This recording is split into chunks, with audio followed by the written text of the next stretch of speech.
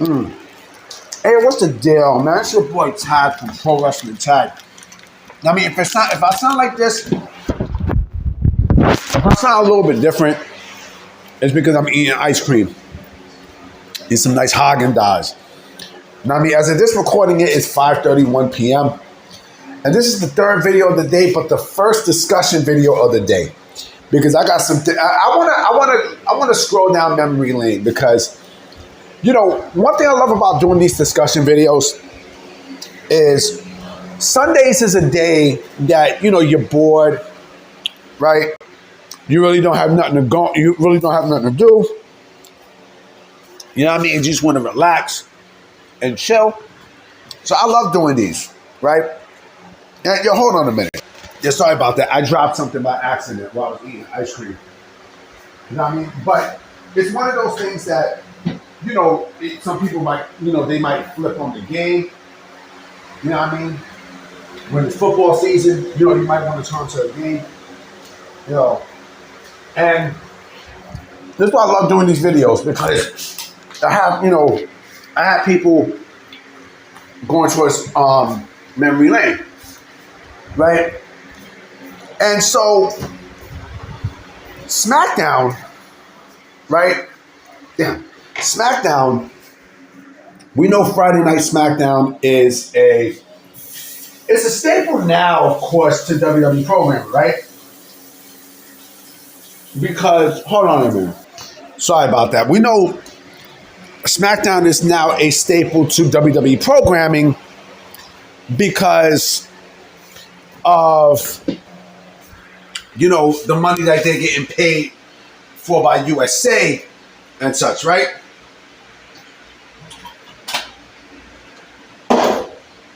But, you know, WWE SmackDown basically is like, now in this day and age, you can't have Raw without SmackDown. You can't. You legit can't. Right? You know, you could thank WCW for this too. Because WCW was the and Eric Bischoff. You know, actually no, thank TBS for WWE creating SmackDown because of Thunder. Right? But, and you know, like I said, SmackDown has always been a program where you know, it's basically the alternative to Raw. Always big matches, big storylines, big pay-per-views. Basically, it's WWE Raw, but in the color blue, right? But I remember when SmackDown first came in 1999, right? That September 1999. That was also the same week that what's his face came out, WWF Attitude, right? The same week, you know. And so, you know, of course, I was excited because with SmackDown, you know, this was going to be a secondary show that basically was not only was going to rival, you know, not only was going to rival what's his face, right? But you know, it was not only going to rival WCW Thunder, but also, you know, this was going to be a secondary show. You know, that you can get more off of. They could get more off of storylines and everything else, right? So it came in August 26th. I thought it came in September. My bad. But it was around there, right? Like I also said, it came the same week as WWF Attitude, right? And again, this was the show that pretty much, you know, it like that was a big staple point to the Attitude Era. Right? And again, it made sense because remember, they did this months prior in April 99 and it did big numbers, right? So they turned it into an actual show, right? Because it was that popular. Even me, I was hyped because when I used to live in Crown Heights, right, there used to be a game store called Toys of Kids.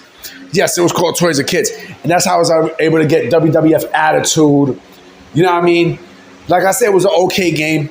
But to me, it's always synonymous. See, the color blue has always been synonymous to stuff for me. Right? Because Street Fighter Champion Edition, everything was blue. And then ironically enough, what also came out that year, this is like 91, 92, was the blue blow pops. Those big blue blow pops and shit, right? I always connected both of them together. But it was something different about SmackDown on UPN. That was just, it hit different. I don't know what it was, but, SmackDown was a tape show, right? But then, of course, they did go live and such, right? SmackDown, when it came onto thing, not only was wrestling, there was a lot of wrestling on the, but it was just, there was a different feel, especially on UPN, right? Because UPN 9 here in New York City, they used to give news, right? So they used to always talk about wrestling and such during the news. UPN 9 also fucked up. I remember they also fucked up the NWO's debut. Because when Scott Hall, Kevin Nash, and Hulk Hogan signed in 2002, that newscast, they fucked everything up. What the fuck was her name? I think her name was Brenda Watts, who was a news reporter for UPN 9, right? And she, you know what? Let me look this up. Let me look this up because. But now that I'm here, I want to look this up. Was it Brenda Watts or was it Yolanda Watts? Let me see. I'm going to look it up. Let me see. Because it was a reporter for UPN 9. No. Her name was Brenda something. This video will go long. That's fine. 9 News. Brenda Blackman, that's her name. She was the one who spoiled the NWO's debut, right? In the newscast saying that Scott Hall, Hulk Hogan, and Kevin Nash, but I don't know, there was a different feel with SmackDown on UPN. I don't know, this was on Thursdays too. It was always Mondays and Thursdays. They followed the NFL. They followed the NFL model at the time. You know what I mean? Mondays and Thursdays. But, I remember it was really, really great because, before I had to go to school that day, right? But then again, unfortunately, I had dropped out of school because I used to go to Boys and Girls. You know what I mean? And, oh, man, like Boys and Girls, oof, the dime pieces. That's a whole nother ballgame. But, I would go buy some Chinese food, go across the street. You know what I mean? Because there was 2 Chinese restaurants across the street from each other before SmackDown started. Went back upstairs. You know what I mean? Mine, it was on network TV. It was on network TV. And that's another thing about SmackDown too. Because bringing SmackDown to network TV on a network that was basically new. UPN had started in 1996. Right? The same time as the WB. So UPN had shows, I think it was 95. 95. You know what I mean? Because Channel 9 before then was just an independent, it was an independent network that was, equivalent to like a Channel 5 here in New York, or Channel 4 or Channel 7 or whatnot, right? It was the equivalent to that, right? But they were giving shows. So when they went to UPN 9, when they went to UPN, that's when you had shows like Moesha. You had, let me see, who else? What the fuck? The LL Cool J joint. In the House. Now I mean, they was giving shows. I think Girlfriends came around that same time too. What else? It was just they basically embroidered hip hop. You know what I mean? A lot. So you had not only Moesha, but you had the Parkers that came later on and stuff. It's funny. I was thinking about Moesha, right, just a couple of days ago, right? I was looking at some stuff about Moesha, right? Because they were, because from Onyx was in he was doing the interview. So they interviewed him and such. So he was talking about his time in Moesha. And then I started looking back at some shows in Moesha and stuff. You want to know something funny about the show in Moesha? Now that I think about it, I like Brandy. I think Brandy's a beautiful female. You know what I mean? And I like Kim Parker too. I think Constance Vaughn is a beautiful female. But Shaw Jackson was a dime above dime during that time. You know what I mean? And also, with Moesha, of course, what happened to, what's his dude name? Merlin Santana and Lamont Bentley. That was fucked up. But going back to UPN 9 and wrestling, it was the perfect foil. SmackDown was the perfect foil on Thursday nights because the stuff they was doing, you know what I mean? They were doing network TV. You know what I mean? Like they were doing network TV. Remember, they had the oval stage and they had the fucking, everything was just blue. So basically, this was Monday Night Raw in blue. You know what I mean? But also, think about this. WWE kind of experimented on doing a Thursday night show. It was 2 years prior. Because remember, on USA that year, 97, there was a show called, Thursday Raw Thursday. And it was supposed to have been Shawn Michaels against Sid for the WWE Championship. But that was the same show that Shawn Michaels had to forfeit the WWF Championship. And also, that's where the infamous "I lost my smile" segment came from. You know what I mean? But they also did something similar months later when they did, the Friday night's main event. You know what I mean? Where it was preempted for Raw. They preempted Raw for the Westminster Dog Show with these two shows. But again, SmackDown, it was something different about SmackDown. SmackDown was taped. Yes, it was taped. You know what I mean? It clearly was taped.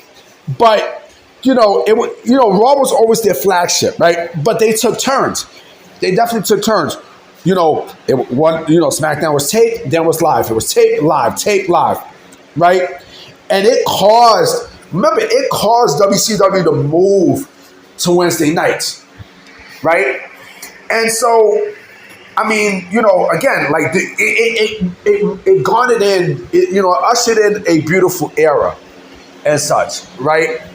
With stuff, I mean, they also introduced, ECW stuff in there, right?